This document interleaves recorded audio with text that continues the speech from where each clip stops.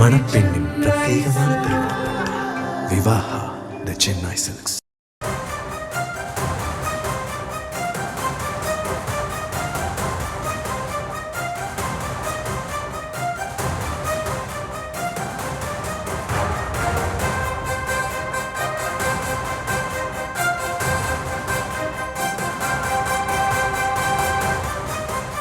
தற்போதைய அண்மை செய்தியை பார்த்து வருகிறோம். திமுக தரப்பில் போட்டியிட விரும்புவோர் வருகிற 20ஆம் தேதி முதற்கொண்டு தங்களுடைய விருப்ப மனுவை பெற்றுக்கொள்ளலாம் என திமுக அறிவிப்பு ஒன்றை வெளியிட்டிருக்கிறது. பொது தொகுதியில் போட்டியிட 25,000 தனி தொகுதியில் போட்டியிட மற்றும் மகளிருக்கும் 15,000 செலுத்தி விருப்ப மனுக்களை பெற்றுக்கொள்ளலாம் என திமுக அறிவிப்பு ஒன்றை வெளியிட்டிருக்கிறது. முழுமையான விவரங்களோடு செய்தியாளர் பாரி இணைந்திருக்கிறார். பாரி, வணக்கம். 20ஆம் தேதி முதற்கொண்டு விருப்ப மனுக்கள் வழங்கப்படுகிறது. எப்போக்குள்ள திரும்ப சமர்ப்பிக்கணும்னு சொல்லியிருக்காங்க? புதுச்சேரிக்கும் சேர்த்தே அறிவிக்கப்பட்டிருக்கா? என்ன விவரம்?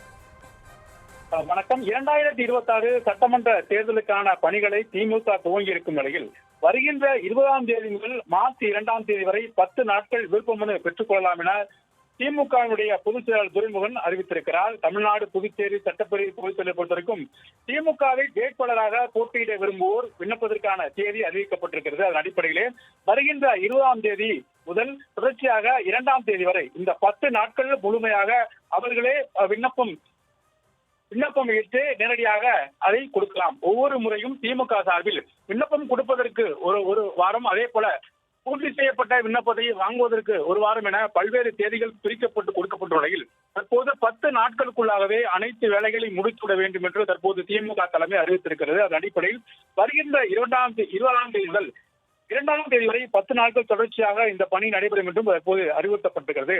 அது மட்டுமல்ல, பொது தொகுதியில் இருப்போர் கிட்டத்தட்ட 25,000 ரூபாயும், மகளிர் மற்றும் தனி தொகுதியில் போட்டியிடுவோர் ரூபாய் 10,000 கொடுக்க வேண்டும் என்றும், அதாவது கட்டணமாக கொடுக்க வேண்டும் என்றும் அதில் அறிவிக்கப்பட்டிருக்கிறது. மேலும் வேட்பாளராக போட்டியிட விண்ணப்பத்தும் கூட கூட்டணி கட்சியில் மற்றும் தோழமைக்கு எதிர்த்து ஒருவேளை கூட்டணி கட்சியினர் மற்றும் வேட்பாளர்கள் மாற்றி அவர்களுக்கு அந்த இடம் கொடுக்கப்பட்டால் போட்டியிட விண்ணப்பித்த அவர்களது விண்ணப்ப கட்டணம் திரும்ப செலுத்தப்படும் எனவும் அறிவிக்கப்பட்டிருக்கிறது.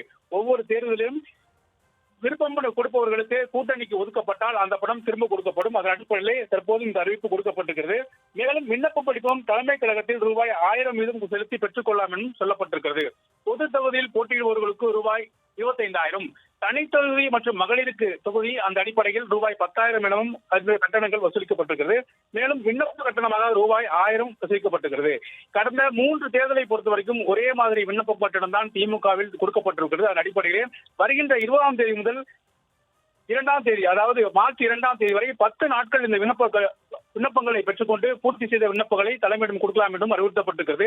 தமிழகம் முழுக்க 236 தொகுதிகளுக்கும் திமுகவினுடைய இந்த வேட்பாளர் விருப்ப மனு ஆரம்பிக்கப்பட இருக்கிறது. அது மட்டுமல்லாமல் தொடர்ச்சியாக ஒருவேளை அந்த இடங்கள் கூட்டணிக்கு ஒதுக்கப்பட்டால் கூட்டணிக்கு ஒதுக்கப்பட்ட இடங்களுக்கு ரூபாய் 25,000 ரூபாய் 10,000 திரும்ப தரப்படும் என்றும் தற்போது திமுக தலைமை அறிவுறுத்தப்பட்டிருக்கிறது. பெரிதும் எதிர்பார்க்கப்பட்ட திமுகவினுடைய இந்த விருப்ப மனு வாங்குவது வருகின்ற 2ஆம் தேதி துவங்க இருக்கிறது.